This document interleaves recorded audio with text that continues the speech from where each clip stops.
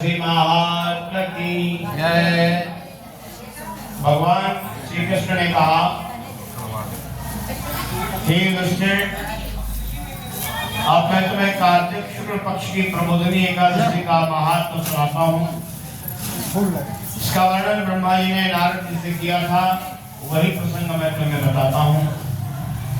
ब्रह्मा जी बोले, हे पुत्र, अब पापों को हरने वाली पुण्य और मोक्ष को देने वाली प्रबोधिनी एकादशी का महात्मा सुनाइए।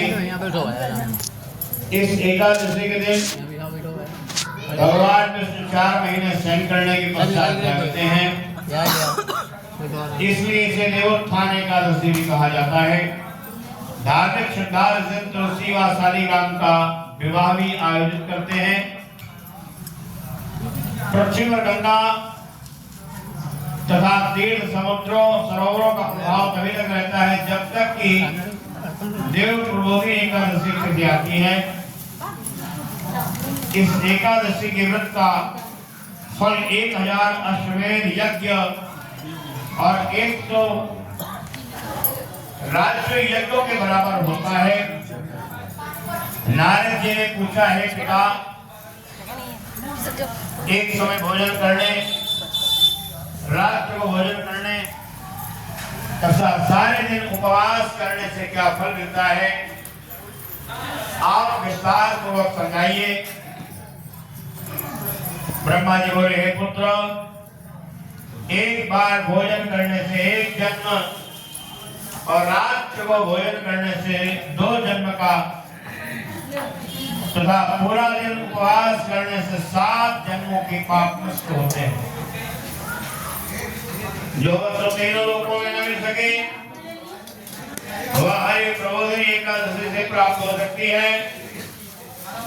इस एकादशी के व्रत प्रभाव से मेघ और मंत्राचल के समान पाप, भारी पाप भी नष्ट हो जाते हैं तथा अनेक जन्मों के पाप भी क्षण भर में भस्म हो जाते हैं। इस प्रबोधिनी एकादशी का विधिपूर्वक व्रत करने पर मनुष्य को ऐश्वर्य संपत्ति राज्य का वैभव प्राप्त होता है। उनके पिता नरक के लोगों से छुटकारा पाकर देवलोक को जाते हैं। वे पूर्वक थोड़ा सा पुण्य कर्म अनंत फल का देने वाला होता है, परंतु विध रहित व्रत चाहे अधिक किया जाए तो भी उसका फल कुछ भी नहीं मिलता।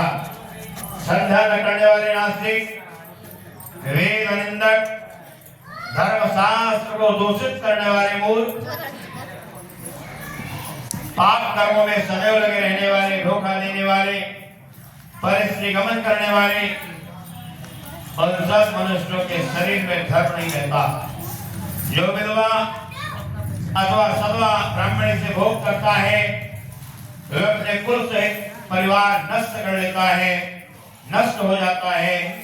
पर स्त्रीगानी के संतान नहीं होती और उसके पूर्व जन्म के संचित सब अच्छे कर्म नष्ट हो जाते हैं। जो गुरु और ब्राह्मणों से अहंकार युक्त बात करता हो उसका पुण्य में शीघ्र नष्ट हो जाता है। उसके धन संतान नहीं होती।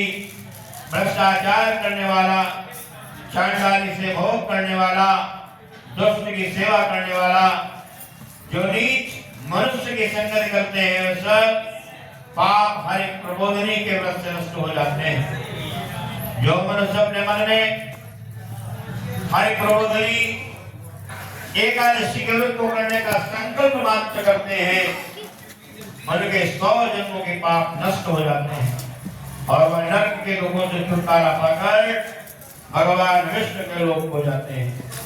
ब्रह्मत्याग महान पाप भी इस व्रत के प्रभाव से नष्ट हो जाते हैं।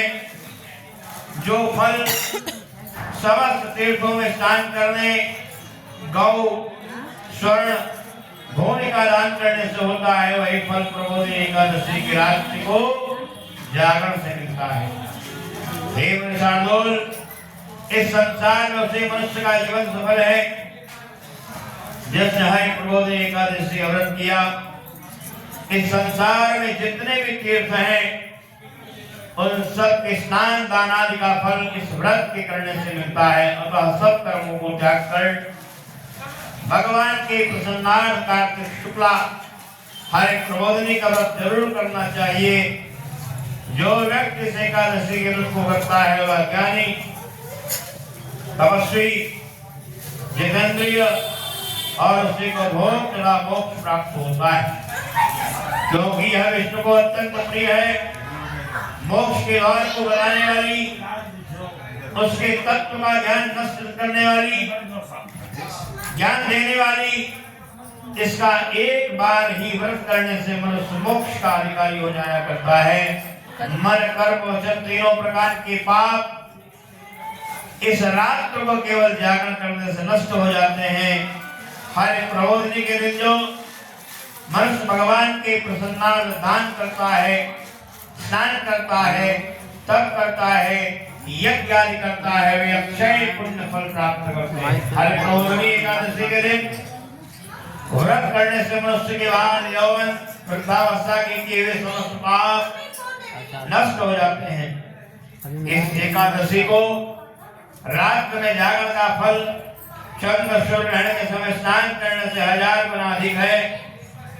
अतः हे नारद, सबको विधि पूर्वक यत्न के साथ इस व्रत को करना चाहिए। जो कार्तिक मास में धर्म पारायण हो, अन्न नहीं खाते हैं, उन्हें चंद्रायण व्रत का फल प्राप्त होता है। कार्तिक मास में भगवान दानादि से प्रसन्न नहीं होते जितने की शास्त्रों की कथाओं के सुनने से होते हैं। कार्तिक मास में जो मनुष्य भगवान विष्णु की कथा को एक या आधा श्लोक भी पढ़ता है, सुनता है, सुनाता है, उसे 100 गौदान का फल मिलता है। अतः अन्य सब कर्मों को छोड़कर कार्तिक के महीने में कथा को पढ़ना और सुनना चाहिए। जो कल्याण के लिए कार्तिक मास में हरि कथा कहते हैं, वे सारे परिवार का क्षणमात्र में उद्धार कर देते हैं। जो नियम पूर्वक हरि की कथा को सुनते हैं, वे 1000 गौदान का फल प्राप्त करते हैं। वृक्ष के जागने के दिन जो भगवान की कथा को सुनते हैं, आनंद से वे 7 दीपों समेत पृथ्वी के दान के करने को फल प्राप्त कर लेते हैं। जो मनुष्य भगवान की कथा को सुनकर कथावाचक को अपने सामर्थ्य के अनुसार दक्षिणा देते हैं, उनको सनातन लोक मिलता है। ब्रह्मा जी की बात सुनकर नारद मुनि ने कहा, भगवान एकादशी के व्रत की क्या विधि है, कैसे व्रत करने का क्या फल मिलता है, विस्तार पूर्वक समझाइए, कहिए। ब्रह्मा जी कहने लगे, नारद, ब्रह्म मुहूर्त में जब 2 घड़ी रात रह जाए, तब उठकर शौच आदि से निवृत्त होकर दंत धावन आदि करें। उसके बाद नदी, सरोवर, तालाब, कुआं, बावड़ी में जाए स्नान करें या घर में स्नान करें। फिर भगवान की पूजा करके कथा सुने, फिर व्रत का नियम ग्रहण कर उस समय भगवान से विनय करें, हे भगवान, आज मैं निराहार रहकर व्रत करूंगा, दूसरे दिन द्वादशी को भोजन करूंगा, आप मेरी रक्षा करिए, आप मुझे सामर्थ्य दीजिए। तत्पश्चात भक्त भाव से व्रत को करें। रात्र में जागरण करके भगवान के आगे नृत्य की गाली करना चाहिए। प्रबोधनी एकादशी के दिन भोग को त्याग कर पुष्प, फल, धूप बत्ती आदि से भगवान का पूजन करना चाहिए। शंख के जल से भगवान को अर्घ्य दें। इसका फल समस्त तीर्थों में अगस्त्य के पुष्प से भगवान की पूजन को करें। उनके आगे इंद्र भी हाथ जोड़ते हैं, तपस्या करके संतुष्ट होने पर हरि भगवान का फल नहीं देते, जो अगस्त्य के पुष्पों से अलंकृत करते हैं। जो कार्तिक महीने में बेल पत्र से भगवान की पूजा करते हैं, वे मुक्ति को प्राप्त होते हैं। कार्तिक मास में जो तुलसी और मंजरी से भगवान का पूजन करते हैं, उनके पिछले अनेक जन्मों के पाप नष्ट हो जाते हैं। तुलसी दर्शन, स्पर्श करना, कथा कहना, प्रणाम करना, स्तुति करना, तुलसी को रोपण करना, जल सींचना, प्रतिदिन पूजन सेवा आदि करने से युग पर्यंत विष्णुलोक मिलता है। हे मुनि, रोपी हुई तुलसी जितनी जड़ों का विस्तार करती है उतने ही तुलसी रोपण करने वाले व्यक्ति के पुण्य बल को विस्तार करती है। जो कदम के पुष्पों से हरि का पूजन करते हैं वे भी कभी यमलोक में नहीं जाते हैं। जो गुलाब के पुष्पों से भगवान का पूजन करते हैं उन्हें अनंत पुण्य मिलता है। जो बकुल और अशोक के फूलों से भगवान का पूजन करते हैं उन्हें सूर्य चंद्रमा के रहने में किसी प्रकार का दुख नहीं होता। जो मनुष्य सफेद या लाल कनेर के फूलों से भगवान का पूजन करते हैं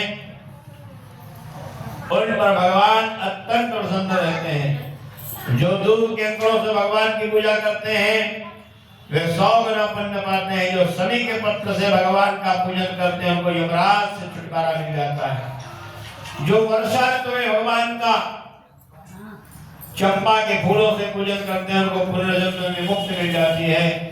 जो मनुष्य केतकी का पुष्प भगवान को चढ़ाते हैं उनके करोड़ों जन्म के पाप नष्ट हो जाते हैं। जो पीले रंग वर्ण के कमल के पुष्पों के भगवान का पूजन करते हैं उनको श्वेत द्वीप में स्थान मिलता है। इस प्रकार राष्ट्र को भगवान का पूजन कर प्रातः काल होने पर नदी के किनारे जाएं, वहां स्नान करें, जप करें, प्रातः काल के कर्म को करके घर आकर वे पूर्वक भगवान केशव का पूजन करें। व्रत की समाप्ति पर दास ब्राह्मणों को भोजन कराएं, दक्षिणा देकर क्षमा याचना करें, स्वयं भोजन करें, गौ दक्षिणा देकर गुरु का पूजन करें, आचार्य का पूजन करें, ब्राह्मणों को दक्षिणा दें और जो चीज व्रत के आरंभ में छोड़ने का निश्चय किया था वह सब ब्राह्मणों को दान करें। रात में भोजन करने वाला मनुष्य ब्राह्मणों को भोजन करावे, स्वर्ण सहित बैल का दान करें। आंवले से स्नान करने वाले मनुष्य को दही और शहद का दान करना चाहिए। जो मनुष्य फलों को त्याग करे वे फल का दान करें। तेल छोड़ने वाले को घी का दान करना चाहिए। व्रत छोड़ने पर दूध का दान करना चाहिए। अन्न छोड़ने पे चावल का दान दिया जाता है। जो भोग में शयन करते हैं उनको सही आदान तुलसी सब सामग्री सहित देनी चाहिए। पत्ते और भोजन करने वाले को स्वर्ण का पत्ता घी सहित देना चाहिए। मौन व्रत धारण करने वाले को ब्राह्मण और ब्राह्मण को घी और मिठाई का भोजन करना चाहिए। बाल रखने वाले को दर्पण, जूता छोड़ने वाले को एक जोड़ी जूता, नमक डालने वाले को शक्कर का दान करना चाहिए। मंदिर में दीपक जलाने वाले को, नियम लेने वाले को व्रत की समाप्ति पर ताम्र और स्वर्ण के पात्र पर घी और बत्ती रखकर विष्णु भगवान ब्राह्मण को दान करना चाहिए। विष्णु भक्त को एकांत व्रत में 8 कलश वस्त्र और स्वर्ण से अलंकृत करके दान करना चाहिए। यदि यह भी न हो सके जिनके अभाव में ब्राह्मणों को सत्कार कर सब फलों की सिद्धि देने वाला कहा गया है। इस प्रकार ब्राह्मणों को प्रणाम करें, विदा करें, स्वयं भोजन करें। जिन वस्तुओं को चातुर्मास में छोड़ा है उनको वस्तुओं को समाप्ति में ग्रहण करें। हे राजन, जो दीवान इस प्रकार वेदपूर्वक व्रत करते हैं उनको अनंत कोटि फल मिलता है, वह अंत में स्वर्ग को जाते हैं। जो मनुष्य चातुर्मास व्रत निर्विघ्न समाप्त करते हैं वे कृतकृत्य हो जाते हैं, फिर संसार में जन्म नहीं लेते। यदि व्रत भ्रष्ट हो जाए तो व्रत करने वाला अंधा या कोढ़ी हो जाता है। भगवान कृष्ण ने कहा है कि राजन, जो तुमने पूछा था वह मैंने तुम्हें बताया। इस कथा को पढ़ने और सुनने से गौदान केवल का फल प्राप्त होता है। बोलो एकादशी महात्म की जय। श्रीमन्नारायण नारायण नारायण, श्रीमन्नारायण नारायण नारायण, भजमन नारायण नारायण नारायण, भजमन नारायण नारायण नारायण, लक्ष्मी नारायण नारायण